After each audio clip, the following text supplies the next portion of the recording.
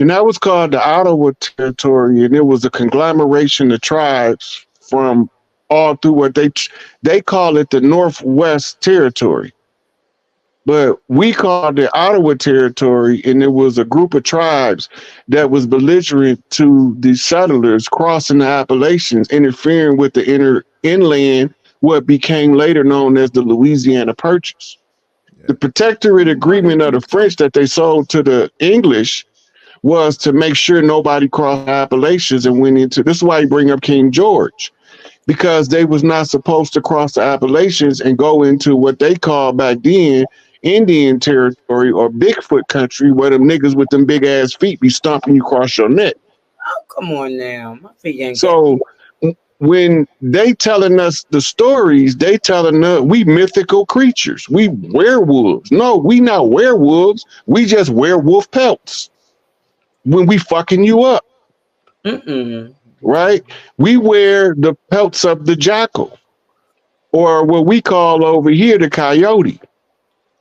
Right? So they came over as bloodsuckers. They vampires. We was already here, and they say we look like kin, so they call us lichens. And they tell us it's a story called Twilight. It's just a love story, but between a little pink girl and a little pink boy. But the native tribe turning into werewolves in the movie, and the pink motherfucker come from Europe to marry the little chick, because she got the blood from both tribes, the European tribe and the American tribes. So he gonna try to marry her so they can have this special baby. This is a story is redundant. It's the same shit over and over. Your old Jesus Christ story reworked. Born of the blood of the Jews, but they murdered his ass at the hands of the Romans. It's the same fucking story. They just dress it up in a different suit. It's the same goddamn lie. It's just a well-dressed lie now. It was dressed up to look like a superhero. Remember, the pale face came for a drop of blood. They always hurt me to my feelings. Right?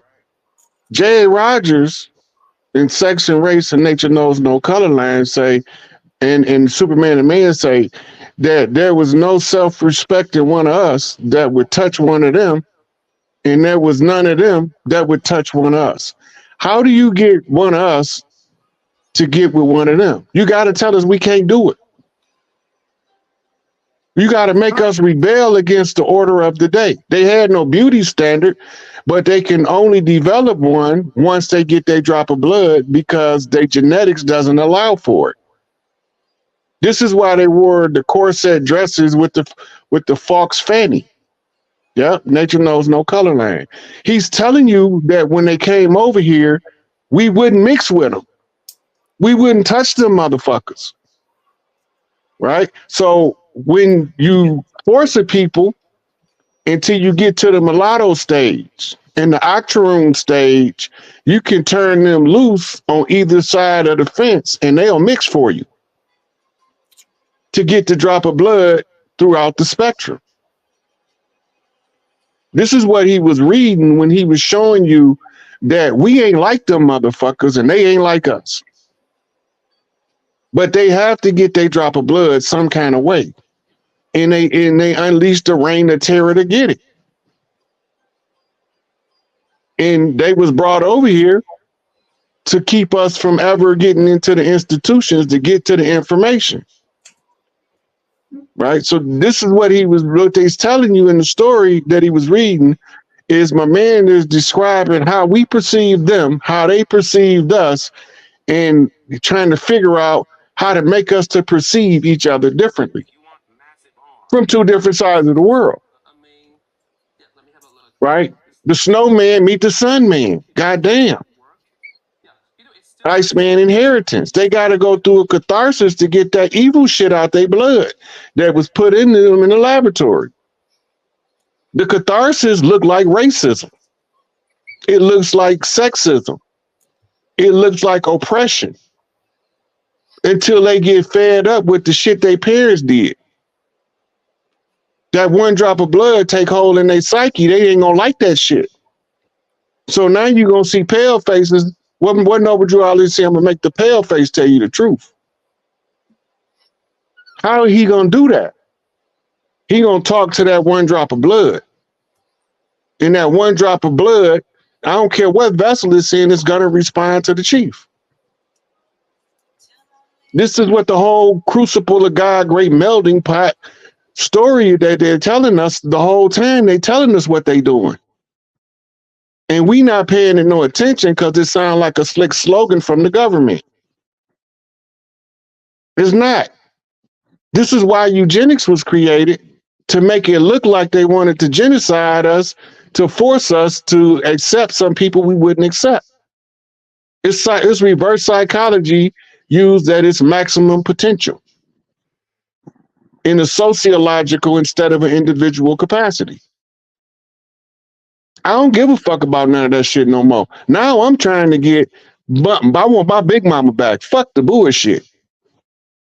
Because when Big Mama come home and all of her daughters get their shit back, we good. We could figure out everything else at that point. So when is that supposed to happen? Now in real time. Yeah. It's going down real time right now. The process is processing. Understand, Big Mama. This part of me, I'm trying to. You might not be one of us. Or so it takes to be one of us. He's a Hebrew Israelite. Big Mama. He might not be. Why wouldn't you understand Big Mama, but you understand Big Papa?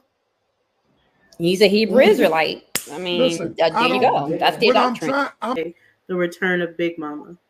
The restoring the matriarchal structure that the tribes operated on before the rogue patriarchs brought their Bible bullshit over here. Mm-hmm. Paleolithic time. It's just as simple as that. We say Big Mama because every clan called their tribal mother Big Mama. Mm-hmm. Or something like that. Muddeer, Nana. Right? It just depends on who she was, but the tribal mother, we called them Big Mama. God. He directly described the nature of lions. But what's the nature of the gorilla? Same thing. A female gorilla. It's not the same thing. When a male gorilla take over, he don't kill none of the babies. Well, I know father them all. The reason why I pointed out the difference in the nature of the lion and the gorilla is the evolution of the masculine in the species. The evolved masculine understand that the nature of the feminine, she may have children when he meet her.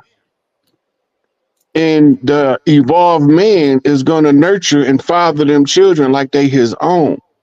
But the unevolved man is going to have an attitude with the children and become easily frustrated with them because they not his own. It's a difference. It's levels to this shit. I understand, but we talking about gorillas or men, because you're saying the uninvolved. The same way you matched up the lions, I'm just showing you that the difference in the two species. The human species is above all that shit. But we don't want to accept that reality yet. We ain't culturally mature enough again. We have to remature back into the evolved beings we were when we nurtured everything on the planet, including the lion and the gorilla. Earlier, one of the sisters mentioned their uncle had always surrounded himself with a group of women. I was just getting ready to say that. There's something else that happens when you surround yourself with a group of women. You live longer. Most loyal soldiers. Look, we ain't even got to that part. I'm talking about the energetic difference. That's a fact. Right? The mitochondrial support from multiple women allows the man to heal from some shit that he wouldn't have healed from without her. A group of balanced women are Tesla coils of healing mitochondrial resonance. This is metaphysical science, and the tribes was based on metaphysics. We move on the earth like the stars move in the sky. See, Wait, Apostle, let him finish. Yeah. It's all energy. It's all energy and energy management, resource management. As the gods, we ain't supposed to be walking around here trying to pretend to be animals. We supposed to do God shit. So I'm not finna go pissing on every tree I walk past like a dog just because I'm a man. But a dog gonna piss on that, right? Because some plants will kill you dead and some plants will make you whole. But you got to know the difference in the ones. And the women was the ones who came up with herbology. They was already here doing herbology before they decided to produce a Y chromosome. Yeah, sure did. So your first medicine man was actually a medicine woman. Your first shamans was actually a priestess walking the land. Some women is so disturbed in the self, they supposed to be by themselves. This is why you always got the story of the old lady living in the woods in a little hut by herself. They call her the witch of the woods. But she just was too volatile to be in the community, so they kicked her out. Her energy was pure chaos. The women didn't allow toxic women to infect they clan. That's not the man's job. It's the women's job to oust the rotten rogue women. And it's the men's job to correct the bad men. So part of their system is stopping the good men from correcting the bad men with the force of the government. You have endocannabinoid receptors in all your organs, all through your brain. The endocannabinoid system is the glue or the link between your spirit body and your physical body. The shaman's been aware of this for thousands of years. Western science is only just now discovering the endocannabinoid system.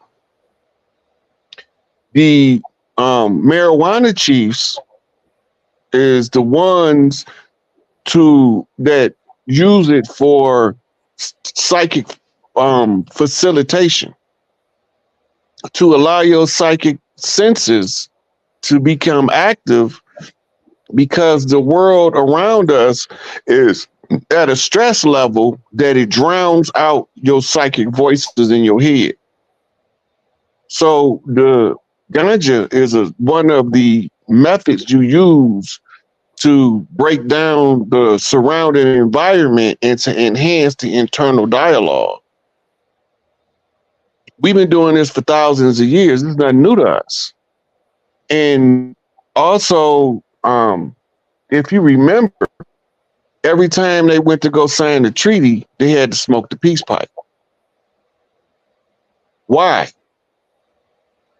Because the ganja make you a built-in lie detector. Good point. Yeah.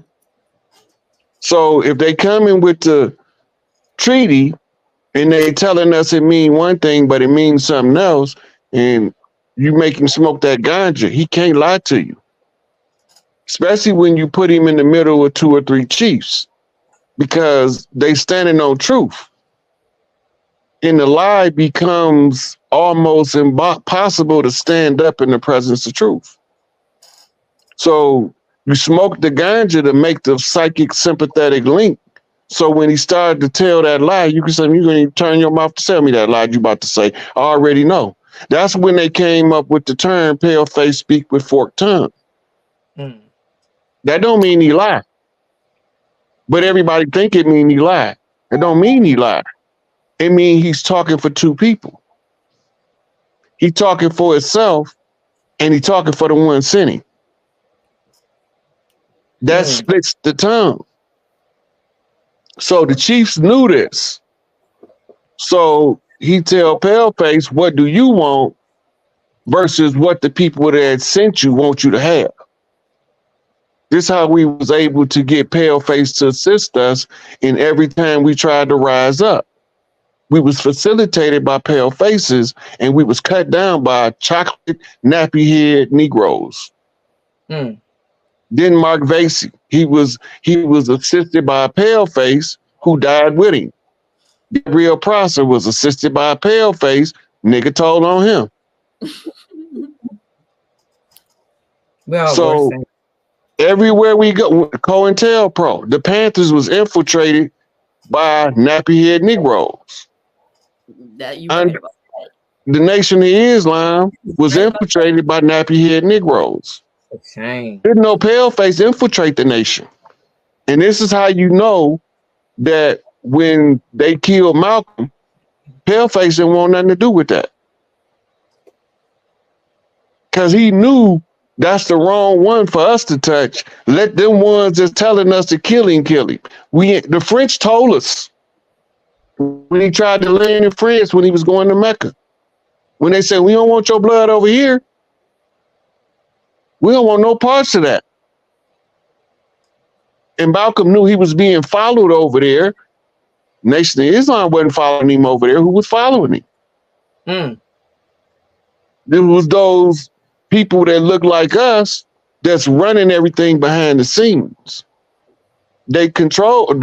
Everybody think that the CIA, the KGB, and the Mossad are different organizations. They are the same. They want us to pay attention to the war in Gaza. Why? It's a distraction. It don't got nothing to do with us. The first thing we got to realize is the same chocolate complexion, nappy head Babylonians is the same ones infiltrated them, was the same ones infiltrated us. If we don't never put that together, we won't understand, because it was the scramble for Africa under the Berlin Conference that divided that landmass up and drew the name Africa, which is an Arabic word, ifraka, which means to divide up. They named it that because of they didn't name it after Scipio Africanus. They didn't name it after Leo Africanus. It's named after the events of the Berlin Conference in Arabic, because it was some dirty Moors behind the whole thing. Yeah. Exactly. So look, when we went into the war using catch terms to classify groups of us. The catch term more, it's encompassing more than just one group of people. Right. This is why we say righteous more, dirty more. Because it was under the banner of more that we was fighting the Conjure War, the 200 years war of George Washington, where it was challenged to bring a ceasefire to the Gullah Wars, for the Mississippians to go into a Conjure War against those ones from Europe that got exiled. There wasn't pink people getting exiled out of Europe in the Spanish Inquisition. They was exiling the Moors. In the French Revolution, they was fighting the Moors, the black nobility of Europe that lived in Switzerland. You can't live there no more. Ain't nowhere safe for them nowhere on the planet. Right? They done turned the militaries of all of the countries that's fighting for freedom against the cabal. The same ones. It's an ancient royal family, right? They've been doing this for years. Their time is up. They had 6,000 years to run their tyranny. It's over. And I'm the last chief to come and say it's over before y'all see the result of it being over. The DNA is the biggest fraud of this century. It's for entertainment purposes. The people that run it tell you it's for entertainment purposes only, and that it's not accurate. The only DNA that's real accurate is parental determination. They don't test the same amount of genetic material to find your ancestry that they do for parental verification. And it's easier to find the markers of a parent than it is 10 grandparents back. Right? So every child got 2 parents, 4 grandparents, 8 great-grandparents, 16 great-great-grandparents, 32 great-great-great-grandparents. Okay, now which one of them from Africa? And then what happened when they amalgamate with the dark-skinned, woolly-haired tribes of this land? How much DNA material is expressed in 10 generations? See, the royal families of the earth understood what the European didn't find out until the development of what's called the Habsburgs gene and the hemophilia, or the hemophiliacs that caused the War of the Roses. They didn't know that you have to marry into different royal families of the world if you're going to be having incest, or else the genetics will become corrupted. So what did we do? Princesses and prince from over here was chiefs and junior chiefs was marrying in Africa all up and down the seaboard of the eastern coast, all in the islands. This is not new, but they want us to believe that we just started encountering each other in 1492. Right. But Ivan Van Sertima wrote They Came Before Columbus, that shows you our interaction with peoples of Africa long before Columbus sailed. Right? So we already know historically we have royal families over here marrying African royal families on the eastern seaboard. The western seaboard, we have records of marrying Asians and trade across the Pacific to diversify the genetics. This is why we look so many different native appearances, and this is why when they brought their slaves, they was able to send them to Indian school to impersonate us, because some of us look Asian because we had Asians in our blood. This is where we all got Lee in our name from. Bertie Lee, Arthur Lee, Henry Lee, right? And right, the name become popularized because it's the connection of the tribes in the Americas with tribes from Asia long ago, before Columbus ever was born. But we don't know what that stuff means because we don't know the culture no more. See, once they start trying to corrupt the culture and fighting a war on the culture, they can figure out how to divorce us from the land by making us forego our reading our culture and understanding our own movements as a people. Right? They have the maps of them moving the North American slave trade, where they was taking us from the north, taking us to the south, telling us we from Africa. They was taking us from Louisiana to the islands, telling us we from Africa. Shuffling us around like we don't know who we be. We know who we be. They just don't know. DMX told them they don't know who we be. But we know because we have various ways to communicate beyond the common measures that they gave us. They think we can only communicate by talking. I could feel a chief on the other side of the country if you want me to, if you're trying to get a message to me. And then I'll get some kind of event in the physical world to show me that he's talking to me for real, and it is not my imagination. I'm gonna go another route now. You know what I'm saying?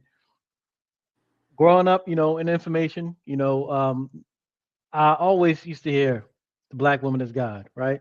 And, I'm like, cool, my mom God, you know what I'm saying? My mate, my mom black, she birthed me, you know what I'm saying? And so on and so on. I see all these great things, right? You know what I'm saying? Now, fast forward to the time I got introduced to the Mama Zogbe and the Sybil, right? Mm-hmm. So I'm sitting there reading this book, and I'm like, I had no clue what these sisters, how powerful and what they were doing, back then. So here's the question. You can, roll with it, how you feel. But could you paint a picture of our original culture as being matriarch, mm-hmm. It going through a time frame, and then the flip happening, okay, and we're losing and going to patriarch, and now the rise of matriarchy. Could you kind of, walk us through that, please? Okay, so the story is best told as the story of Oshun, mm-hmm. right? So when you want the backstory, that's the story you go look for. Okay. Right? under the patriarchs, when the men take power, they're supposed to take power in times of war, not in times of peace. Right? So patriarchy got to have its purpose until it's weaponized against the divine feminine. Right? And in order to weaponize the patriarchal position, you have to refuse the right of the mother to get in her rightful position in the household. This is why they're trying to convince women to go out into the work world. Every woman don't want to work. Some women want to stay home and fine-tune the home environment so they can create heaven on earth for their family. Right? So the science of this is called Feng Shui. Right? The women who are the matriarchs, they are often accused of having OCD. Right? Because they always cleaning something.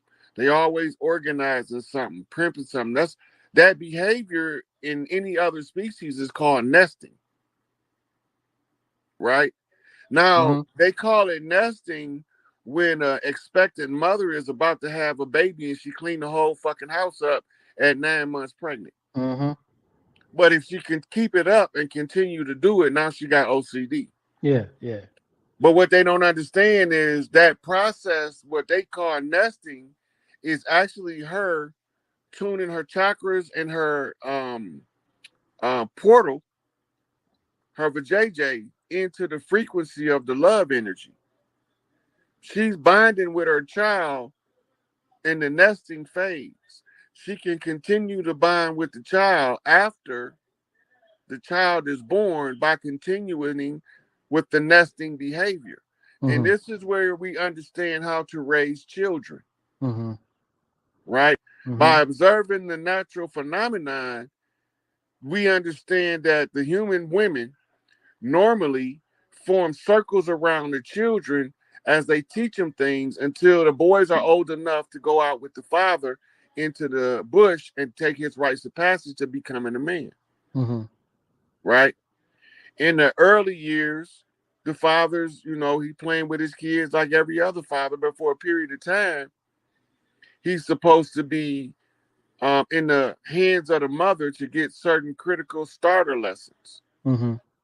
Because the pair binding that they made is for her to teach him the basics to reading and writing, the basics to bathing, right? And then when she passed him over to the father, that part the father don't have to take care of now. He can start teaching him the culture, start teaching him how to live off the fat of the land, how to hunt.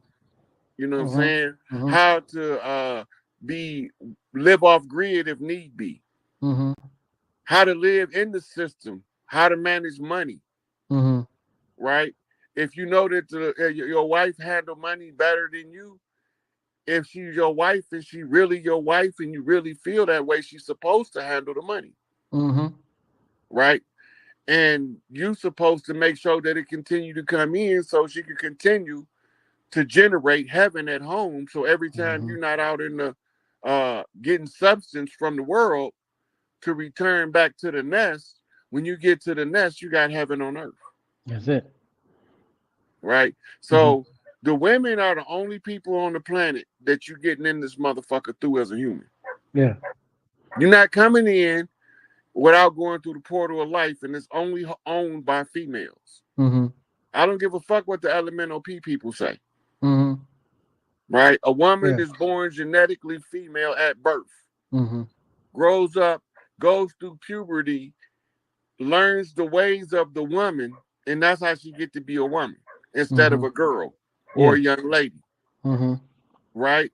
So it's just physiologically, genetically impossible. Even if they chop you up and remove your mainstream pieces, your DNA still gonna say you're a man. Yeah. Right? Which changes the whole understanding of what's taking place in the world. In order to attack the divine feminine, you have to remove the divine masculine because he will protect her to the end of the earth. Right? And this is what's going to call all of the tribesmen together to rally around the women when they start coming together saying, hey, they gave it back, clean it up. Yeah. Our turn. Yep. Unapologetically assert our position from our culture. Mm-hmm. That's all. If we assert our position from our culture using our traditional ways, there's nothing they can do but honor our instructions. We're going to see Larry and Angel Bay soon. Mm-hmm. I just don't know the date. Yeah. But I can tell you this. This government is in the process of transition.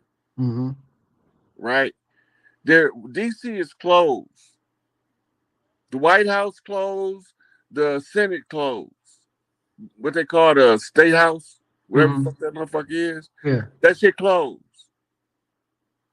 The Federal Reserve is closed. IRS is closed. Y'all, the people just still participating in their shenanigans.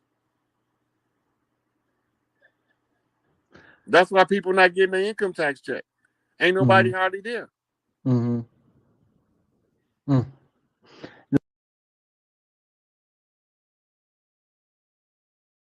So, historically speaking, you know what I mean? She can move in ways that the rest of the pieces can't move. The same way they did with religion. Religion was one of their tools. One of their tools. Same thing. It's fall right under that category. Thanks. Shout out to Dr. Neely Fuller for making it clear. And we're all being played like a piece on a chessboard or a checkerboard or something. We're just being played. So the fact that we intermarried with people from Africa on the Eastern Shoreboard for thousands of years, many of the people from the Eastern Shoreboard genetic memory gonna call them back to Africa. But all of us is not gonna be called back to Africa through genetic memory. Only the ones who have to be over there to activate a birthright. Now, some of us is gonna be deceived over there and become food for wolves, or I should say hyenas.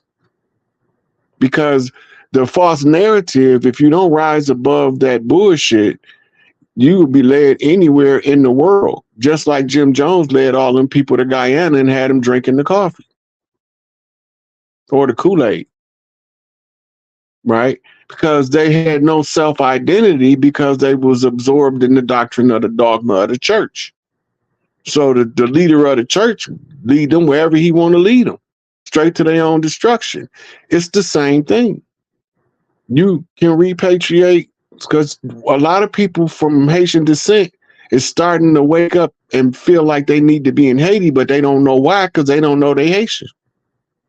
Haiti calling her babies back home to rebuild Haiti. Jamaica calling her babies back home to rebuild Jamaica. St. Lucia and St. Croix is calling their babies back home to rebuild. Puerto Rico and Dominica is doing the same. But we don't understand what's taking place. And a lot of the people that's being drawn back to their homelands at this time don't know that that's where they're supposed to be at the close of the age. So some of them are being deceived over there, but some of them is going because they need to get their ass back to Africa to help them reclaim their shit. I don't got no problem with nobody from Africa. They can be unapologetically African as they want, and I'm going to be unapologetically organic to this land. That's all. It's not a conflict to me. It's only a conflict to the people that want me to feel like I'm from where they think they from. Whether they right or whether they wrong is not my concern. I am aware of where I'm from. So since I'm aware, I'm going to pretend that I don't hear none of their nonsense, and I'm going to pursue what is rightfully ours as a people by exercising my blood and my right to do so. And the more clans that can benefit, the better it is for the collective. So Africa is rebuilding Africa. If we ain't watching, we don't see them reclaiming their shit, kicking colonizing powers out, closing down the mines where they've been stealing their resources and not benefiting the people of the land. All that shit coming to an end globally. And the people that's being drawn to their land need to go home. I don't care where they from. I'm at home. But the other people that need to go home is being called home by their land. They need to go. I don't care whether it's China, Japan, Australia, New Zealand. I don't give a fuck if it's Ethiopia, if it's Scandinavia. When the land call your ass, you better move or you're going to be food for the sharks. That's all. It's not nothing personal. This has to be done. Everything has to be restored back to balance for the new age to take full effect. And the benefits of the new age is a golden era, an era where we have technology unseen in thousands of years. They make us think it's new, but it ain't none of this shit new. Ain't nothing new under the sun. We did all of this stuff we doing before. We going through all of the struggles we going through before, except before we didn't never successfully close the age, so we were stuck in the infinity loop. So we had to keep doing it over and over till we get it right. And they wouldn't let me play none of the reindeer games until now. So now I'm just gonna lead y'all to the promised land. Okay, last question. I'm right. What are your thoughts about interracial dating? I don't care who you date. Mm-hmm. Date who you want to date. Because now, with the one drop of blood doctrine being taken full effect, we all related whether we want to be or not. All the mulattoes that so-called left the plantation, where they go? They ain't go with us. Only a handful of them went with us. The rest of them went and married into somebody else. But they still got their drop of blood. Everybody got the right to ascend. Anybody that don't belong here won't be here because the earth gonna turn them off. So I don't care what you do.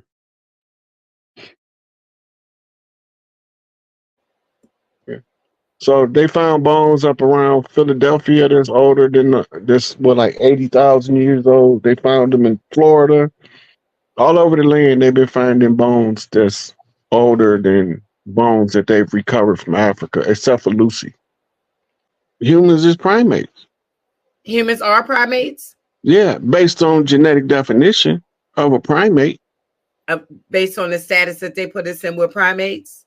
Based on the description, okay, so you got mammals, and then the mammals is broke up into types, and then they broke up into types. Oh. Right? And on the mammalian hominids are under the classification of primate. Well, if you believe in that, then you're sure you do not believe in out of Africa theory, because all that comes together. Are you talking about the evolution from a monkey to a human? Yeah. I don't believe that shit. Oh, okay. Well, that's pretty much what they're saying the primate stuff is like. No. Look, at different times, you have different upgrades to the genome. As these upgrades take hold, it alters the genome of the old species and produce a new species. It doesn't continue because the genome is no longer functional in the new system. So the current primates, though we have genetic similarities, they still not the same species. That's why we can't have sex with a chimpanzee and make a baby. Mm-hmm. They have to do some laboratory shenanigans to make it happen. Why put us in the same category? Why can't humans have their own category? They do. When you say human, you just gave us our own category. Right, but when it's labeled out, it's like the monkeys, the gorillas, the chimpanzees. All primate really is a hominid that uses his hands and his feet and has hair. That's it. There ain't nothing else to make it more distinctive or separate from what we is. It's just a classification for the understanding of the differences in the species across the spectrum, right? It's just like light. Yellow light is yellow light and red light is red light. But when you put all of the spectrum of lights together, you get a whole different kind of light. It don't mean that one light don't exist. It just means that when you get the whole spectrum, they're not the same as the individual pieces of the light spectrum. So look, humans didn't always stay permanently in human form during the duration of their life. until they collapsed the fourth dimension into the third and locked us into the avatar. And when Go into it, Rod, because go ride. We used to incarnate. We used to use the energy in the atoms from the surrounding area to create the avatar at will and at random. The same way women used to produce parthenogenically, but over time that changed with the advent of men. If you look at the Y chromosome under electron microscope, it's just a mutated X that lost about 40% of its material. So it produces the masculine gender. This just to institute the law of opposites in the realm so we can figure out how to get out of the infinity loop. So we can go into the next age, the age of Aquarius. I'm sorry, Rod, go ahead. So whatever our avatars is now, we used to take on different forms when we incarnate. That's why they used to call us shapeshifters. It wasn't that we were shapeshifted. It was the function that you was coming here to perform.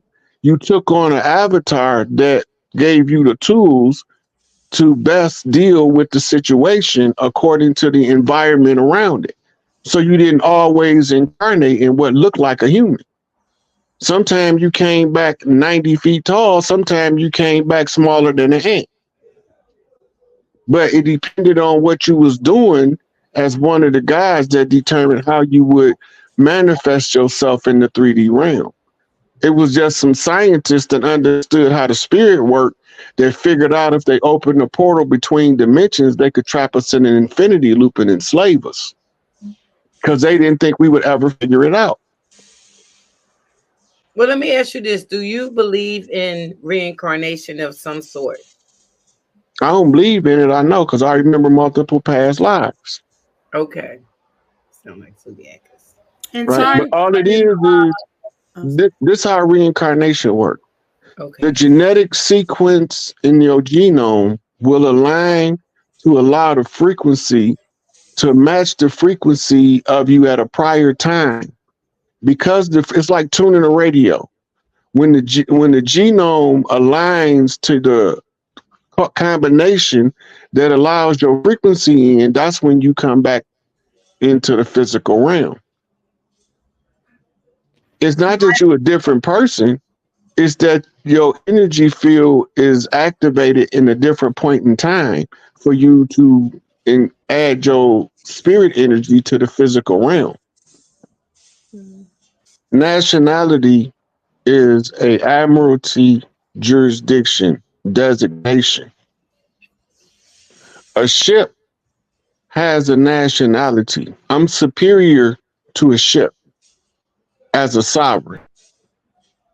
If a ship has a nationality and you on par with the ship, it's only one way possible. You have to assume a straw man position so that you can do business as a vessel on the high seas, your nationality. We are ascending beyond nationality now to sovereignty, which makes nationality no longer an order of the day. It becomes obsolete. It's expired. That contract no longer is valid. 100 years ago, you would have had to assume a nationality in order to do business on the land with the corporation. So nationality 100 years ago was the order of the day in order to get us out of the economic rut we was in. We don't need none of that shit now. We don't need a nationality. We don't need a citizenship. We don't need a government. So now we have to grow beyond the national box in order to liberate ourselves into our sovereign capacity.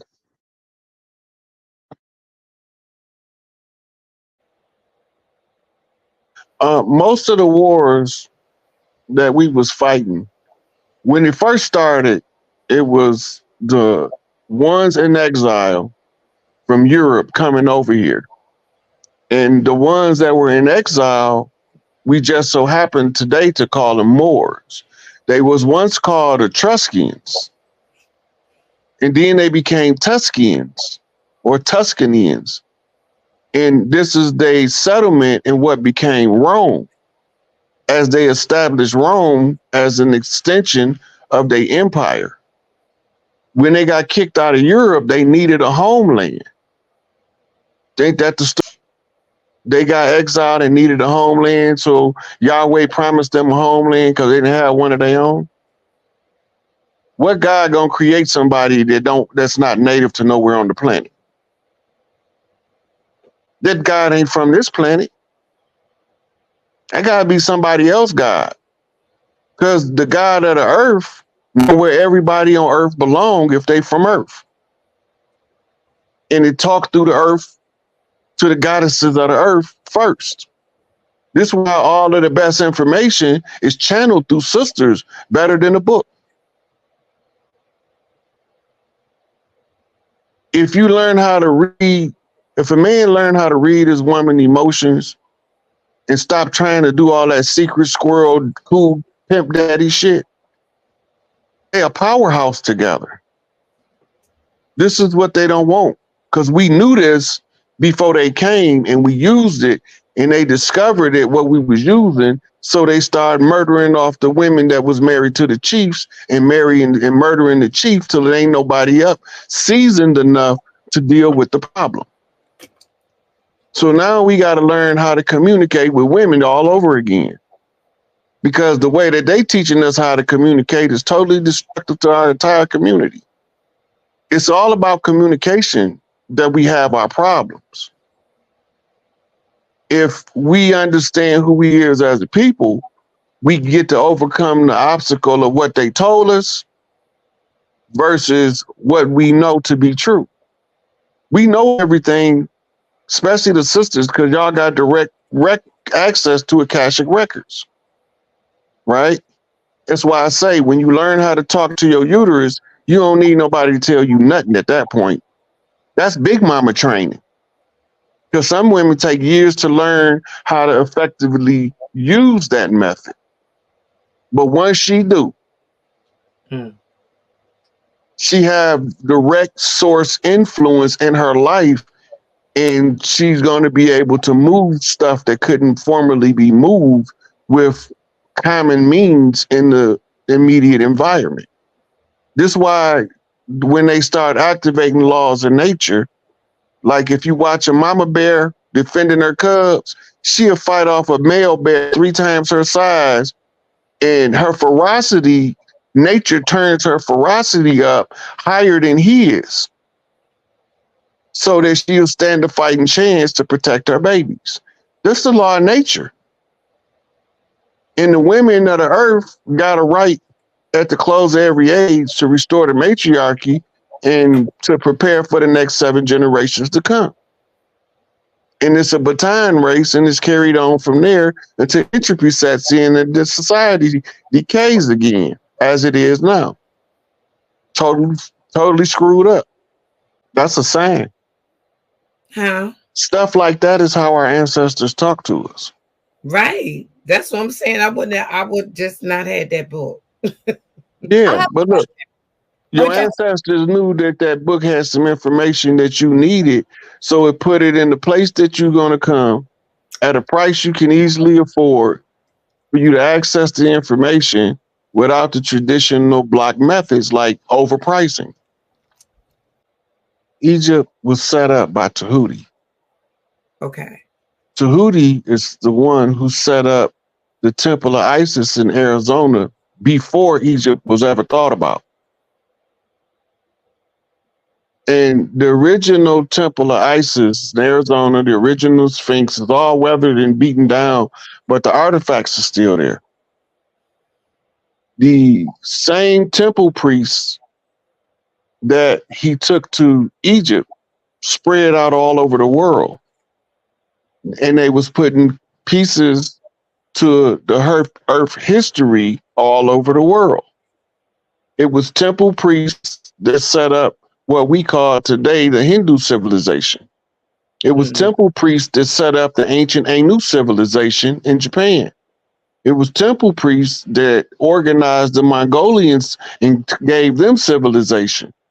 These temple priests all came from what we call today Central America, from Teotihuacan, from Titicaca, and from I forgot the name of the other one. But where you see the Great Pyramids of the Americas in Central America, we have mounds and pyramids all over the Americas.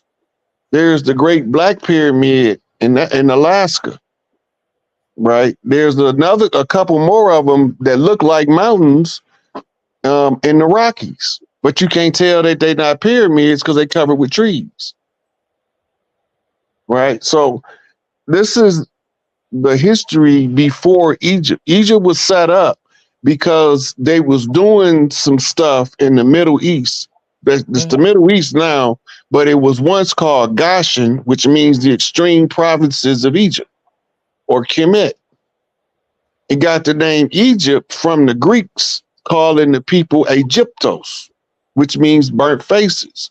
And they called the people of Ethiopia Ethiops, which means dark faces or burnt black faces, right? So the Ethiops was a mispronunciation of the term for Ethiopia, which is the 9-ether science, right? So we're talking about what's known as Black root science. There's pieces to the Black root science in all of the cultures, and if you don't know all of the cultures, you can't never get all of the pieces, and therefore you can't never activate the divine nine.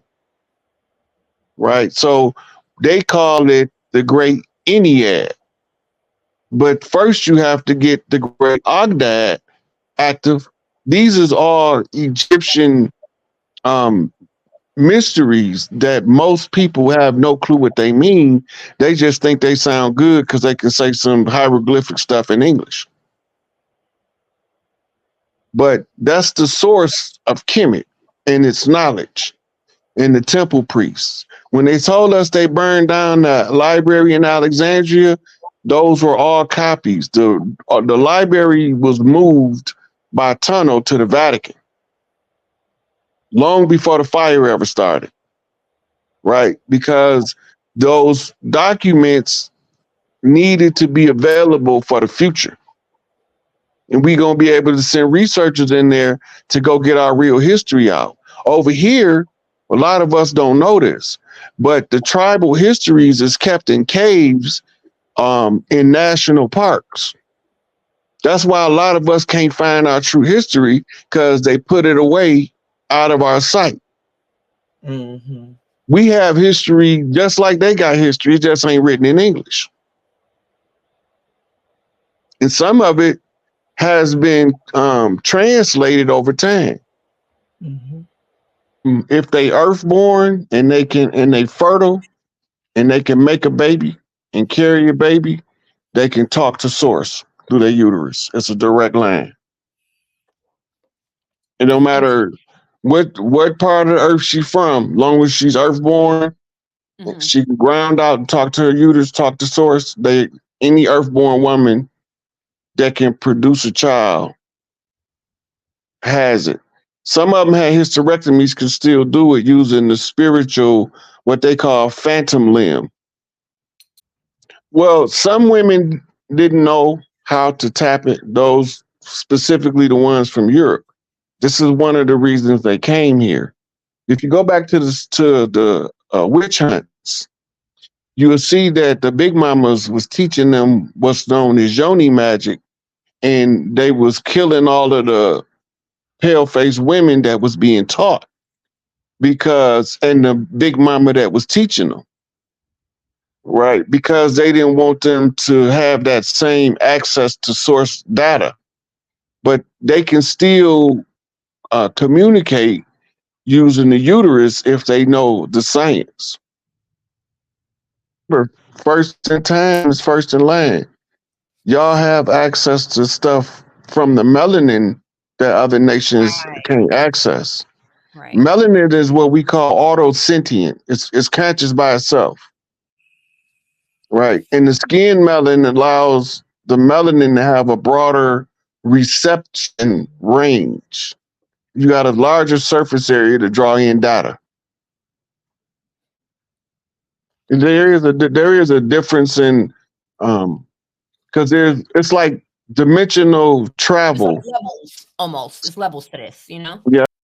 It ain't that we strayed away, it's that we went into a war and the enemy used our culture to attack us by reversing it on us. And then they gave us a foreign culture as if it was actually our culture. It was an actual conjure. It was a 200-year amnesia that was created. I call it the George Washington Challenge, because it was done in the Masonic lodges in Philadelphia, but they had to move the capital to DC. The conjure was the secondary constitution that was written in the blood of Crispus Attucus to lock us under that constitutional paradigm.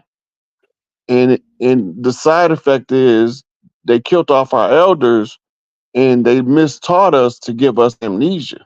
What they call it, the kilt conjure. Yeah, that might be it, because it was done by 30 straight smoke. That might be exactly it, because it was performed by 32 degree Scottish Rite Freemasons. So that might be the Masonic name for it. Correct. Wind talking is something that you learn over time. I can't tell you like do this, and you wind talking. It don't work like that. You have to be. It's part of it is in your blood. It's telepathic. The closest thing you can do to learn is control remote viewing.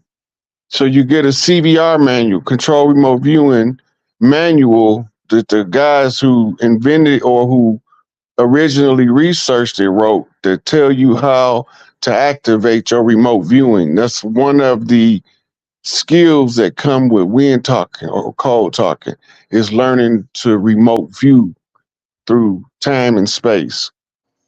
Do you know what a catch? Do you know what a catch term is? Yes. Okay. So the word as we see today, MOOR, was part of the Conjure War. And it classified those who was MUUR indigenous and those who was MAURI foreign under the same banner. This is how you end up with righteous Moors like Sabir Bey. And then you end up with dirty Moors. The righteous Moors know that we from over here and we gonna reclaim our land. The dirty Moors want to convince us that we foreigners so that they can claim our land in our stead, and that they Yahweh will have found them a homeland. They've waged this war all over the planet. When they settled in Europe, they got kicked out for blood rights, for adrenochrome harvesting and cannibalism. When they came over here, they were vampires. And because we wear wolves, wolf pelts, our military, one of the totem clans, the Black Wolf Clan, wore black wolf pelts. And so they called us werewolves for those who wear the wolf. And they said that we was lichens because we look like kin. So these is the terms you see in your vampire horror story movie. Right. The zombie is the old voodoo Zumbe, which is the one who is physically present, but his God self is unawakened. Right. But it became sensationalized in Hollywood as a Walking Dead person. It's not what it means. It means there's a person with the God gene that's not active. He's the Zumbe. And you got to go through a certain ritual to wake you up. which is going into why they wanted us to stay away from the Vadum, because it empowers us to wake the God self up. And they don't want us doing that. It's too late. We won't. Right. Right. Yeah. Thank But you. this is how we end up with good Moors or righteous Moors and dirty Moors. Okay. If you Google King Charles V and go to images, you're looking for an image with King Charles and a whole bunch of Indian chiefs, right? And then go to George Washington, George Washington Masonic Memorial Museum, and type in and put Fezes behind it. It's gonna pull up a Fez display. Those were the Scottish Rite Freemasons and Shriners that came over as masters of the occult sciences. And the chiefs you see with Charles V. Charles V was a melanated chief, but they paint him pale in the pictures. Okay. But he was one of the ones that was of the righteous families that was settled in Europe, that was ousting the ones that was eating the babies. Wow. So he bet the wager on the chiefs. This is why that mural was created. This is all done in the lodges. It's all time, but y'all both are trying to accomplish the same goal. So when you trace Pan-Africanism, it's going to say W.E.B. Du Bois was the founder of Pan-Africanism. But then it's going to tell you another place that Marcus Garvey was the father of Pan-Africanism. Right?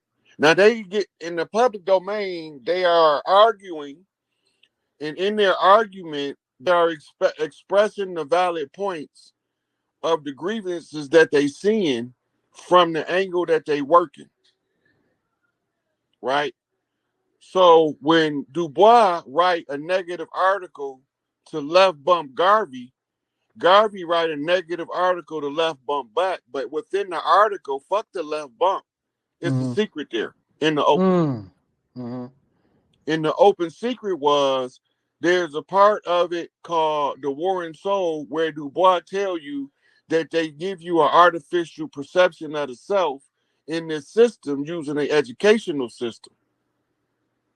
And Garvey, in response, tell you that you the most powerful spiritual being, and up you mighty people do what you will. They can't use they conjure to overcome you if you're aware of what they're doing.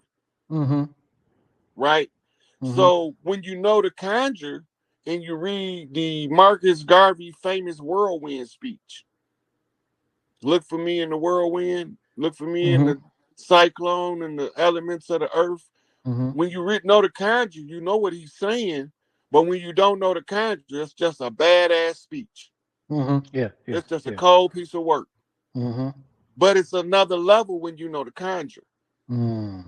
So I was a independent, self-taught conjure man, studying all of the priests till I became a master, self-raised master. Right? And then I acknowledge all my elders that came before me that gave me the pieces to the puzzle. Right? And I come to them in honor and distinction because I don't take sides with my mother line or my father line. They both better bump fucking straight. Right? Because my mama taught me, honor thy mother and thy father that their days may be long on the earth. Right? So I use that as a value tool for family. This is how we get to understand how to internalize the overall value of family. By honoring your parents, it gives you favor with your ancestors, and they help you to clean up generational curses that's in your DNA. So we got, okay, it's good you started with Garvey. Okay, you started with Garvey, and then I specifically, like, what is the link between going from like Noble Drew Ali the Honorable Elijah Muhammad, and even in now, with somebody like Dr. York, is there a connection between all of those individuals? Okay, so this is what we know. Mm-hmm. We know that at one time Elijah Muhammad was a member of the Moorish Science Temple, and his name was Robert Poole Bey. Okay. We know that he then left there and joined up with the Ahmadiyya sect of Muslims and began to learn Islam before he encountered Master Muhammad in the 1929 year after the Noble Jew Ali died, when he separated. Yeah. We know this. In his FBI file, he changed his name to Robert Ghulam. And Robert Ghulam was a name of the Ahmadiyya leader. Right? Then he changed his name when he was the secretary in Chicago. He worked in the offices of Marcus Garvey. And at this time, he was learning from Fard Muhammad, because this is like 1930. So while he's being a member of Garvey's team as a secretary, he's changed his name now, according to the FBI files, to Robert Black. Right? So now Elijah Muhammad has a direct link to Garvey and a direct link to Noble Jew Ali. Okay, now fast forward. Yahweh bin Yahweh, Hulan Mitchell, Hulan X. Elijah Muhammad sent him to cover the doctrine of the Hebrew Israelite. Puddin, Father God Allah, Clarence, 13X.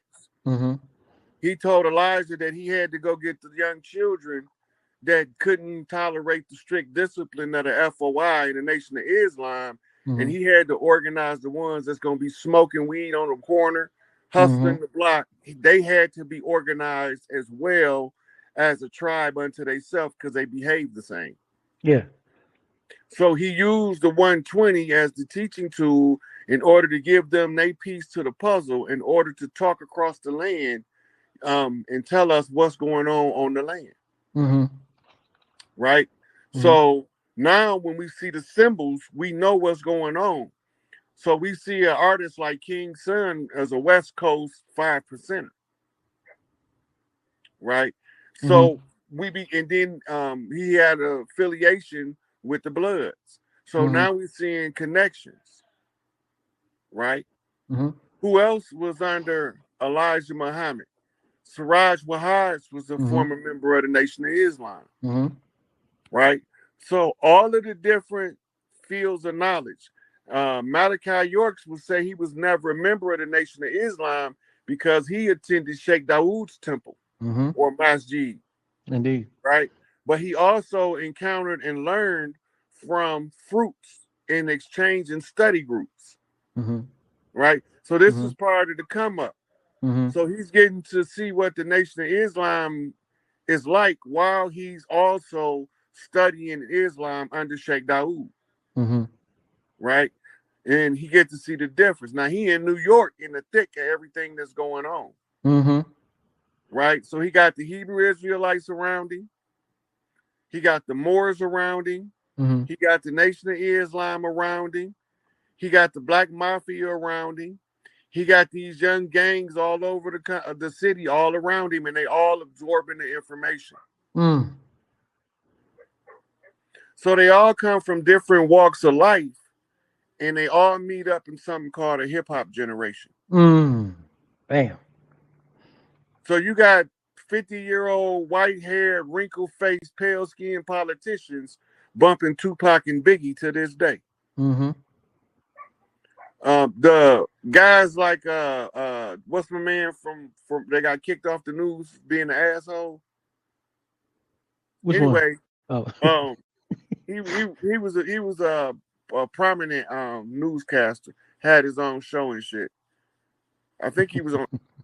You seeing the hip hop generation is getting the influence, even though they fighting against it, they even influenced by it. Yeah, it's unmistakable and undeniable.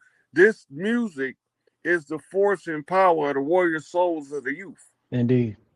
right? So we bumping the 808 because it's the war drum. And then, just like you talking about, as far as the infiltrators coming in, they come back in the 90s and they flip it all into gangster rap when it was all positive. Right. Matter of fact, they had a whole meeting in 91 to subvert conscious rap and to bring gangster rap to the forefront. To the forefront, yep. Professor Griff did a whole he nailed that with a that book he did, you know, in lectures, man. They used it against you. You know what I'm saying? Yep. Yeah. So record of us being transported from one part of our land to another part of our land so they could tell us that we foreign to the entirety of the land. They got this recorded. That's why I say you could pull it up. Slaves transported from the north to the south. There you go. Well, remember, they say that the north was non-slave holding and the south held slaves. That's not true. So how are you transporting slaves from the north to the south? You have to be transporting POWs you caught in the north to the south. But do whatever story you tell them, our ancestral information, data, always leaks out in the detail. Oral tradition. Pay attention to that because we didn't write. We didn't go by the written record. We went by the spoken word. This is why we had griots.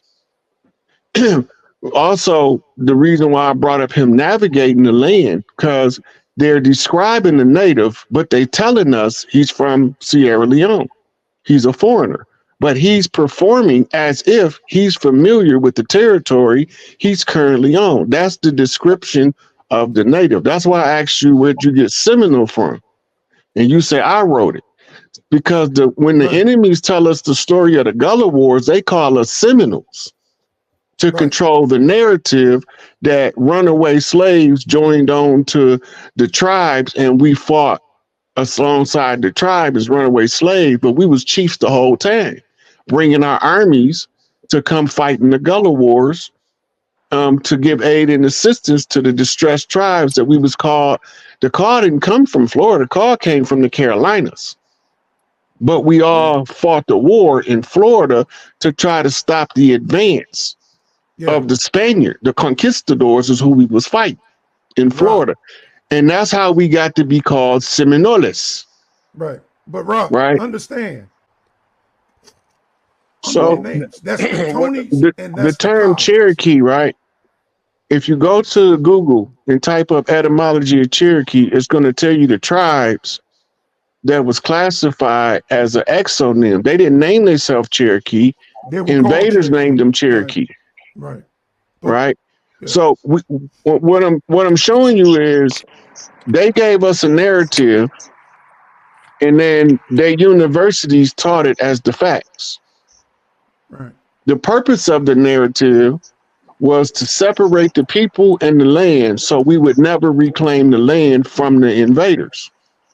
The invaders that did it were Spaniards. These invaders brought us their Spanish conquistador culture and their English culture. Exactly. They was a band of royal families from Europe, across Europe, Frenchmen, Dutch, Portuguese, but they was all melanated. The servants they brought originally with them was paleface. And the slaves that they caught up in the wars they had with Mongols, Huns, and Vedics. Right. These people was put into villages over in Europe, but when they brought them over here as their servants, they are now a single group of people through marrying who was in the village. They bring them over here and send them to Indian school as children. And this is how they systematically replaced us, and this is why the razzle-dazzle with the names. The names is to confuse us to our identity as being from this land, the same as reparations is being used, because if you accept reparations, you accept the fact that you ain't from this land. Therefore, whatever the wealth of the land is, you have no stake in it. It's systematic, it's military, and it's cultural warfare. Dr. John Henry Clark told us that these people has been fighting a war on our culture. It's just so happened that we are also part of the culture. the bucket compared to what we owe. I agree. The wealth of the people of the land far exceed anything they can muster up to give us reparations. They notice they need you to claim somewhere other than the Americas. So now, whatever the turnaround bring the tribes from over here, you accepted reparations and said it had nothing to do with you. It's taking the dollar so that you can forego 100 million. It's a deceptive fraud in our face, so that we there's no way they can give us reparations because they owe us everything already. There's nothing they can give us to reparate that. Yeah, they can't repair that. Only thing they can do is give us what's rightfully ours, and they gonna be broke. Look, don't have to put no if you go and investigate, they had no right to trade in our resources. They could only stockpile and borrow money against them. They've been floating. Listen, they've been floating their legal fiction economy off money borrowed against our asset. Exactly. The national debt is owed to the tribes. That's right. Right. That's what I'm saying. That's right. Right. So that is just to facilitate government. But we was wealthy before they came. You probably So right. we just trying to get the land and the wealth of the land back, and they trying to give you reparations to forego that. Okay, I got you. I got you. Instead of taking what you rightfully deserve and what's rightfully yours, I'm gonna give you a payout so that when anybody come for what's rightfully yours, I already paid you. You've been reparated. To add to that, when you review all of the people that the United States government gave reparations to, there's a common denominator. All of them tied back to a operational corporate government somewhere in the world, right? This government had a lobbying body that fought for their people that was in the Americas to receive the reparations payout. The prime example was the Japanese that was held in internment camps during World War II. As part of the settlement of World War II, the peace treaty, they gave reparations to those, not just Japanese. They had some Chinese mistaken as Japanese in those internment camps too. But they didn't give them reparations. They only gave the Japanese reparations because it was part of a negotiated contract between two corporations to settle a war. We talking about the reparations. First of all, their money is legal fiction. It's fiat. That means they said it has value. Ever since 1933, when they took us off the gold standard, their money has no value. Right. It's only valuable as long as they can use it to trade oil. Right. Well, the BRICS nations then damned them on that dollar. So now their reparative dollars have no value to the tribes. Our wealth is tied to the land. Give us what's rightfully ours, and you can take your monopoly money and wipe your ass with it. Right. But if you accept to, there's a common denominator. All of them tied back to a operational corporate government somewhere in the world, right? This government had a lobbying body that fought for their people that was in the Americas to receive the reparations payout. The prime example is the Japanese that was held in internment camps during World War II. As part of the settlement of World War II, the peace treaty, they gave reparations to those, not just Japanese. They had some Chinese mistaken as Japanese in those internment camps too. But they didn't give them reparations. They only gave the Japanese reparations because it was part of a negotiated contract between two corporations to settle a war. We talking about the reparations. First of all, their money is legal fiction. It's fiat. That means they said it has value. Ever since 1933, when they took us off the gold standard, their money has no value. Right. It's only valuable as long as they can use it to trade oil. Right. Well, the BRICS nations then damned them on that dollar. So now their reparative dollars have no value to the tribes. Our wealth is tied to the land. Give us what's rightfully ours, and you can take your monopoly money and wipe your ass with it. Right. But if you accept the monopoly money, what they are in turn saying is, I'm from another land and I got a lobbying body that represents me on that land in the treaty negotiations to give me a reparations for the conditions you put me in.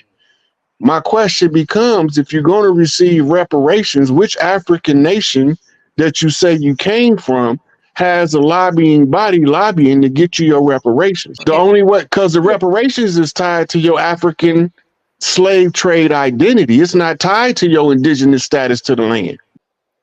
Right, because they was never supposed to cross the Appalachians to begin with. Exactly. It was the Lewis and Clark expedition that crossed them over into the West. It was the Mexico-American War that gave them control of California down to Texas. Right. Right. Notice there was a war. Right. The land that they held in treaty is the result of the resolution of a war. All this stuff is to disassociate the people from the land. Yeah. If we reclaim the land back, all of them, we was in a warlock. Right. This is what put us in poverty. Right? You know, the warlock. We have to remember how they got the land from those tribes in the South. I'm glad our people spoke mostly tribal tongue in the South during the 1800s. We knew to the language called English, and we totally ignorant to the language called legalese. They draw what's called the sharecropper agreement. The sharecropper agreement was being forced as a squatter right. Right? So they come in and they lend the farmer money. Right. Not just that, tools. And when they couldn't pay the money back, they took the land. They didn't make no. Right. Not yet. First, they'll give them a good crop. They'll let them get a good crop. This make them believe that the one holding the agreement with them is honorable and will cover what they said, and they will accept the split on the back end for the crop. Next year, the crops go in, beautiful crops all across the field. 3 a.m., all of the crops on fucking fire. Damn, that's typical though. Next year roll around. Don't worry about the fire last year. We'll just roll it into next year's payment. That's how we got the plantations. Sweetheart swindles. The plantations wasn't a big house. It was Big Mama house. Until this new slickster from Europe rolled in, married her, and poisoned her to death. The tribes, when they do that, that's only to give it back to the daughters of the father whose children it was. They didn't take the land for selfishness. They tried to keep the land in the family at all costs. Oh, they do that in Africa. I'm sorry. Look, so what they doing, who is allowed to levy the tax on the land? Who's allowed to levy the tax? You have to be the one that's holding the title to the land. You can't tax a land that's not under some kind of title treaty. Right. Oh, okay. This is the law of the landlords. The landlords came from Europe. They didn't come from over here. And they use barristers to do their bookkeeping. They're doing it right now. They've been doing it the whole time. Right now. This is what I'm trying to get us to see. All of this admiralty jurisdiction, nationality is the law of the flag, the law of the high seas.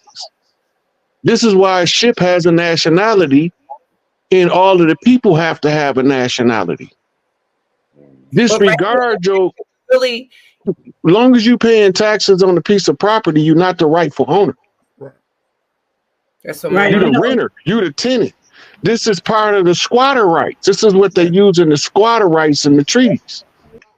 Yeah, man. Look, the only reason why, listen, go back to Martin Luther King explaining to us how they brought the peasantry from Europe and undergird them with a financial floor to mechanize their farms. Just because this is just the floor is still on top of the land. So the whole time they can use the land. Some of the farmers are now being paid not to farm. Been doing it for over 100 years. I got you all this farmland, but I'm gonna pay you not to farm nothing. Right? That's because they need to control the output of the food resource. So all of this goes back to the eminent domain of the squatter right for the squatters to secure a piece of land. That's what I from the landlords who came from Europe. And the landlords is operating under false pretenses of being our government under the color of law. That's not us. The person asked the question, how do you claim your land back when it's communities on them? We work with the community. We don't displace people in our culture. We work with the people that's in the community to restructure the community and allocate resources. When the big mamas is back in charge, it's about making sure everybody got food, clothing, and shelter. Right. It ain't got nothing to do with I'm gonna bully you off the land because I don't think you're supposed to be here. It's about the return of the resources back to the people from a government that sucked all of the people's resources out. We don't stick together. This is the crystal globe. We looking at have and have nots in the New World Order. We chose not to be the have nots, so we took it all. By blood and by right. We was born with the right to restore the balance back to the people and the lands. And all we got to do is put Big Mama back on her seat and go on about our business. Everything will fall in place according to the laws of nature. These contracts, that's what they using to enforce their jurisdictional authority to govern what you do on your land. They make you sign an adhesion contract. Most people don't know when they do their mortgage contract that they sign in the agreement to follow what's the homeowners association of the area. They ain't gonna tell you if you don't read it for yourself, right? They're not gonna tell you what you have, why you gotta pay taxes. They gonna tell you it's to supply the services of the local government. That's supposed to be paid from out of DC and the capital of the state. Not supposed to be paid for by the resident. But remember, the landlords is the ones who's issuing these patents for squatter rights, disregarding the tribal lands where our ancestors is actually buried at. This is making them sacred lands, and they don't qualify under none of the treaties. The sacred lands do not qualify for none of the treaties. And we got ancestors buried from coast to coast. So they asserting their jurisdictional authority based on treaties and based on contracts they making with individuals. It has nothing to do with them having the proper jurisdiction. It has something to do with them having us go along to get along without telling us that we going along to get along. Mm-hmm. It's all deception at its finest. We can argue the particulars of law to 100%, right? But we still need to know what they use in the law to do to the people who's rightful heirs to the land. And they using what they call in the law to usurp the land law, the common law, the law of the people on the land of the tribes. All tribes west of the Appalachians are called in law dependent tribal nations. They call outlaw tribes, and they call belligerent tribes. Why do they call us this? Because we never signed none of their contracts because we never agreed. They only have a contract with 5 civilized tribes for a small portion of the Virginia territory, is what it was called at the time. They don't got no contracts to cross the Appalachians. They made that shit up as they go. And then as they make it up, we end up believing they are legitimate government, so we support their takeover and shenanigans to get us to surrender the land. Mm-hmm. No tribal chief Look, no tribal chief from this land believes in selling land, because to us it's like selling your mama and your children, and we don't believe in that. Not The people that came over here sold their mama to leave and sold their children when they got here.